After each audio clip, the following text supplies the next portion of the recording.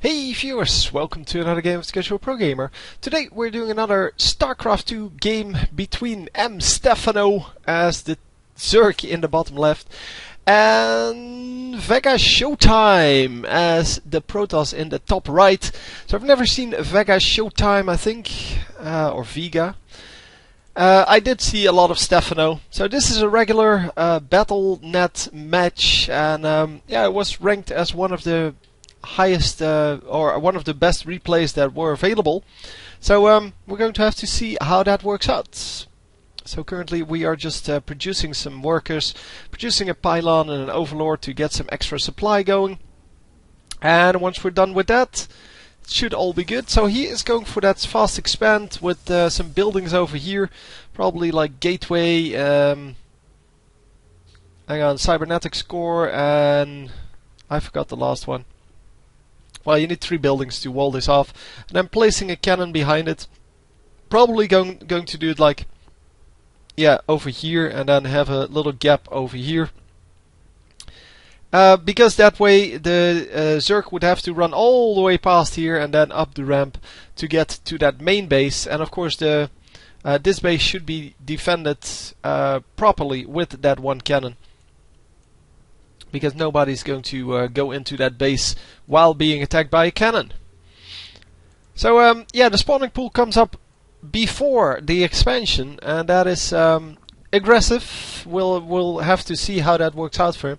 He does have the scout on that. Yeah, the scout just ran out of the base, but it saw what it wanted to see, and it is now going to just try to prevent this expansion, because as you can see the Zerg player is over the 300 minerals, so he wants to definitely yeah, expand, and already at 400.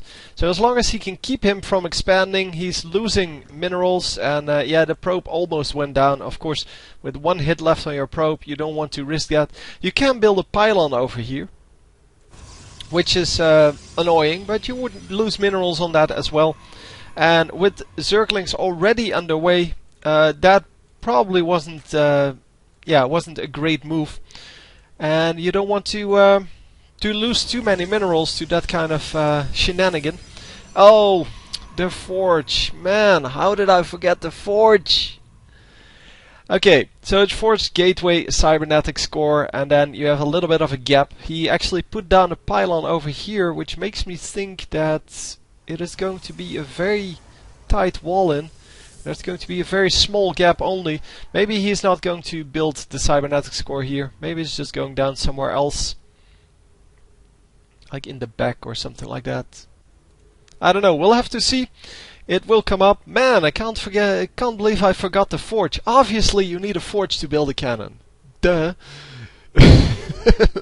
So bad. Anyway, we see the double expansion here. 2 hatcheries coming up.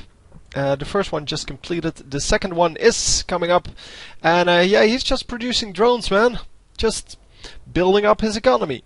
And yeah, lots of drones over here. The queen is already over here. He already has a queen for this one. He produced 2 queens here. And once the first one was done, inject larvae, and then run it over to that second base in order to spawn larvae here. And you only miss a little bit of production that way, but you get a queen much earlier on that second base, winning a whole lot of production that way. So yeah, it is going to be a very small gap that is in between this, and yeah, that's exactly what he wants out of that. Of course, he wants to have this this gateway produce like a zealot to put in that gap, and then the cannon can protect the zealot. And yeah, it's a really good strategy in general, and the cannon should be positioned so that it can see all of the edges of the buildings, so that they will not get sniped by Zerglings at least. Of course, against roaches you can't really do a whole lot, but for now we're not seeing roaches, we're just seeing drones. There are 2 Zerglings on the map somewhere. There's one. And there's one. So come on, in the battle. Oh, the first battle goes to the Protoss player. And look at the difference, man. Look at the difference. It's like 100 to 0. The 100% resources lost to 0. It's incredible. It's yeah, just unbelievable. Anyway, the Zerg player just income. There you go. Just stacking up on those harvesters, already 10 over the Protoss player, and the Protoss player really has to do something about this. Well, scout it at first, but he really has to do something aggressive about this, because he can't just sit back and hope that he will win. Because if the Zerg player is good enough, then he is going to scout it now. Yeah, that's excellent. The observer actually able to see all of that, of course, without getting detected, because he is stealth, and nobody builds anti-stealth stuff on Zerg instantly. So, well, as a main build, you do that if you see something coming in that is stealth, and then you can just morph an overlord or something like that into an overseer. That is. Anyhow, the little bit of an army is going out, and it's going to secure this base. And yep, there we go, getting that. And there we go, getting a new base. Yeah, the observer probably did see everything by now. Let's see. Yeah, so he did see all of these bases. And we are under attack. Because obviously the Zerg player, yeah, he doesn't want to just lose instantly, or lose his advantage, I should say, instantly, once he creates it. So a nice defense there, making sure that there is no possible surround with those force fields. And yeah, he has to cancel it on the second attack. But only loses 100 minerals, so it's not about the minerals that you lose there. It's about, oh, no, no, no, don't build it! Oh, fortunately he did not build it. That's a cannon probably. Yeah, it's a cannon coming up. And yeah, he almost lost 400 resources right there.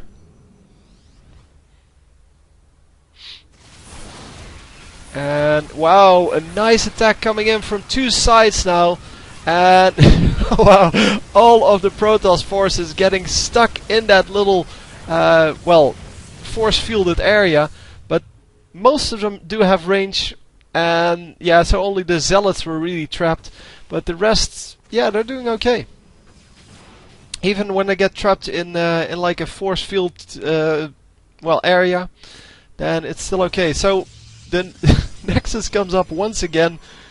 And let's hope that this time he can actually hold off. Yeah, so he does have an observer there, and he can actually see all of this. So he can see when the army is moving out, and you can bet on it that he's keeping an eye on that. That's why he has his army in the middle. So apparently there was a pause going up. And we'll have to see if we can actually... No, he's just falling back a little, regrouping. Oh, there's a new batch of Zerglings coming in. And he's going for the main base now. Oh, there's only one cannon up. That is not enough to defend that. But yeah, the army is pretty close. The army is not a good composition, by the way, for this. Because, yeah, these Immortals are not going to do anything against this Zergling army. And yeah, that's why he's building this Robotics Bay. The Robotics Bay will allow you to produce Colossi, and Colossi are excellent against this. So he is probably going to go for that as his next big unit once he has enough minerals. Because Colossi are pretty expensive. There you go, Colossus coming up. And we'll have to see how that works out for him. I'm just trying to keep track of these armies. But this is going to be a major fight. If he engages before he's ready, so the Zerg player, he's going to lose his entire army, and even though he can produce one pretty quickly, it's not going to be good, obviously.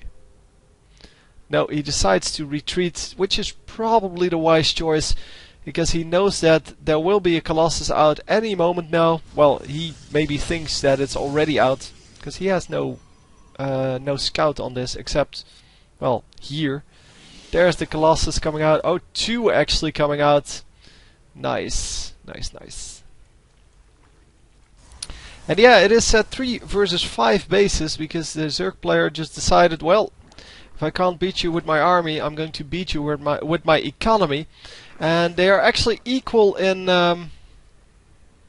army, but yeah, 20 more harvesters for the Zerg player, which means that he has 20 less army. But yeah, 20 less army doesn't mean that you're going to lose the next fight, or any fight for that matter, because it can be your composition that's just better. Also, because you're Zerg, you have incredible production facilities. So if you just suicide your army right now, you may lose like 100 supply, but you can immediately get that back up if you have the the money to sustain that. And he does. I mean, he has a huge income with his 5 bases. And if he just if he suicides that, I'm sure he will be able to build a new army well before the Protoss player can. And yeah, we'll have to see how that works out. So it is now the oh, nice! It is now the Protoss player that is being aggressive. He has some hallucinated units in here. Only the Colossi, by the way. And yeah, that is to distract these air units. Hang on, where are they? Here they are, the Corruptors. And the Corruptors are going to try to take out the Colossi, but yeah, as you could see, they already took out at least one of those fake ones, which means that he saved a real one with that little spell. And the last Colossus is going to have to do a whole bunch of work, but he does do the work. And look at that, just a huge army still left.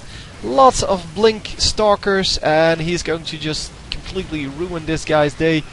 It is it's going to be hard to go up against this with just Zerglings. No, he's not going to be able to do that. I don't think so. He's going to have to go into Roaches or something like that. Actually, Broodlords, no, they're not going to work. Broodlords are not really that strong against Blink Stalkers. Well, against any composition with Blink Stalkers.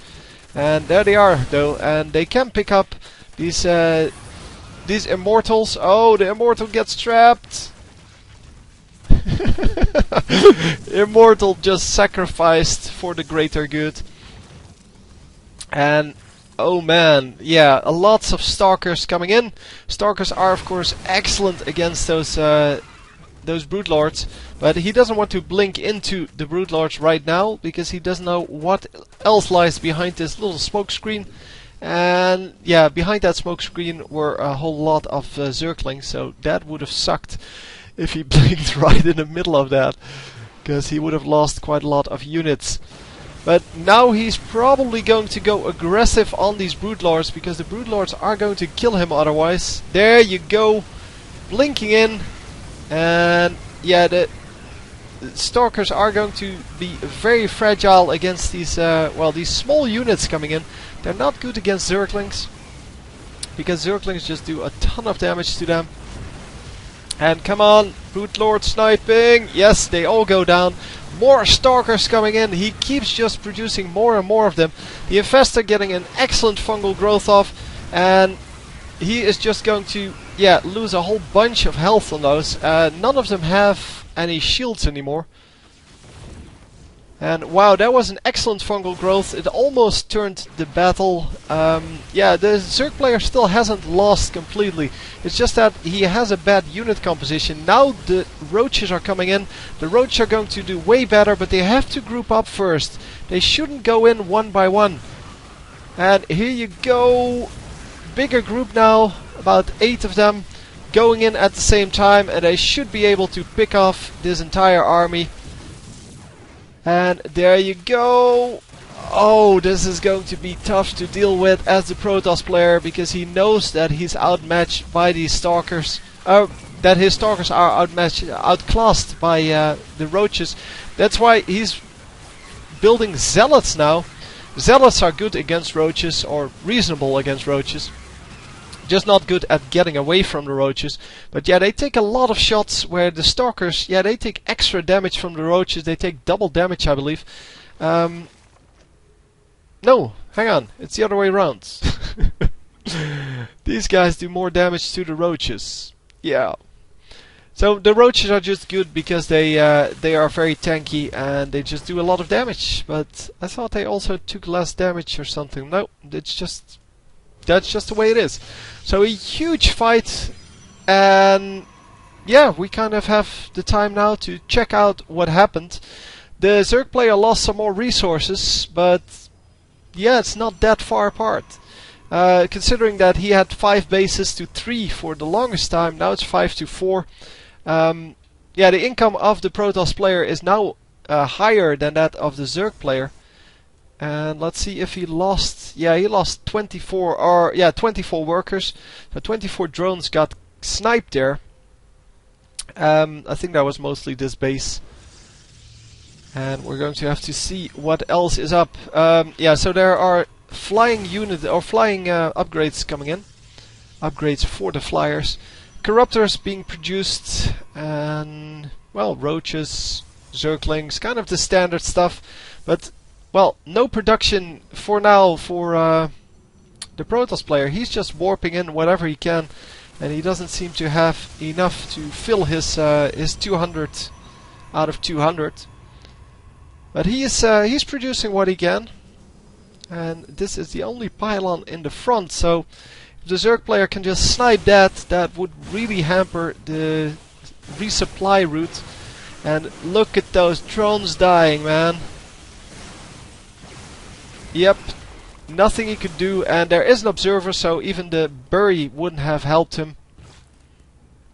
And the pylon, is it going to be sniped? Yes, oh, there's another one. Ah, ha, ha, ha. I was wrong. So there were 2 pylons. But yeah, he's just going to send out a probe and build some new pylons. A little bit of an attack coming in, but it's maybe going to kill some probes, but that's about it. And maybe the Nexus even. But this army is way more scary. It's way bigger. Anyway, it's going to blink into these guys once again. Yeah, and this time there are a lot more of them, but there are also more stalkers. So I think that they are going to be fine for now. Both teams are.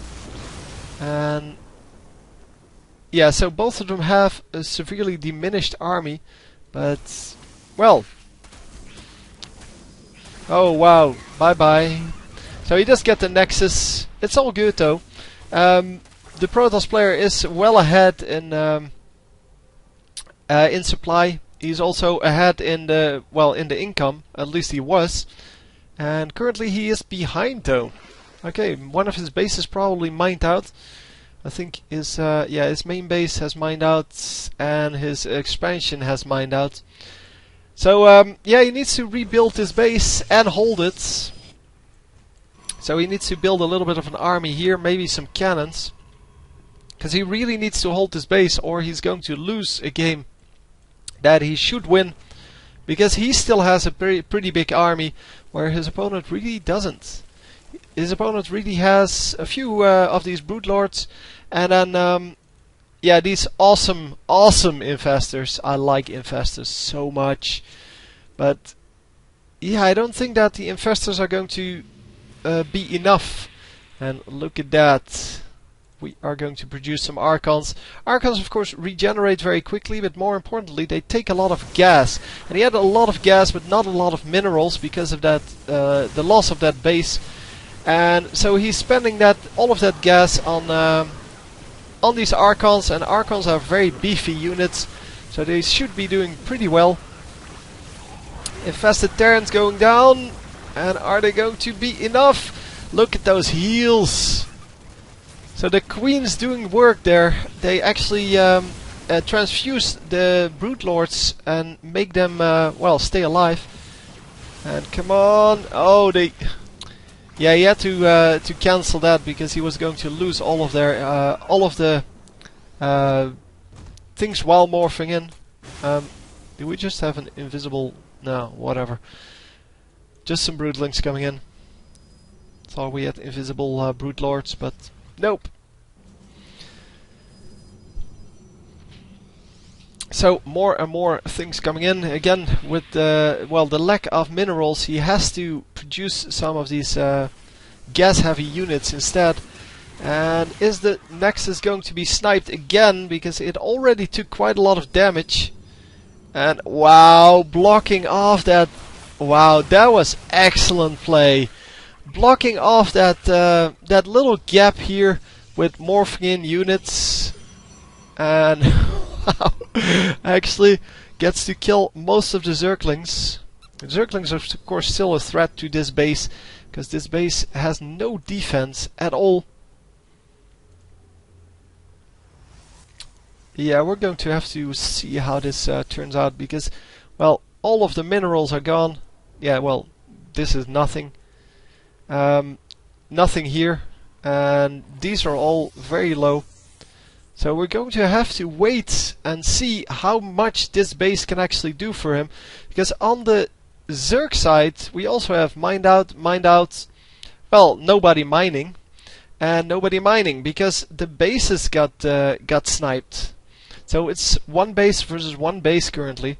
It's just that this army is very hard to defeat for the Zerg player, and the Zerg player is going to try to sneak attack some of these bases with his cheap units. And yeah, if this Nexus comes up and he is allowed to keep 2 bases, then the Protoss player is going to win. If on the other hand, yeah, these are also starting to be big groups of very powerful units, but if both of these bases are going to come up, he's going to eventually win the attrition war, and he's just going to be able to outproduce the Zerg player. But wow, the Zerg player has so many strong units, and yeah, there's really nothing that they can do about each other's army except just go straight in and kill whatever they can. But it is the Broodlords that are coming out ahead. The Broodlords, of course, are very strong against the weaker units and the slower units.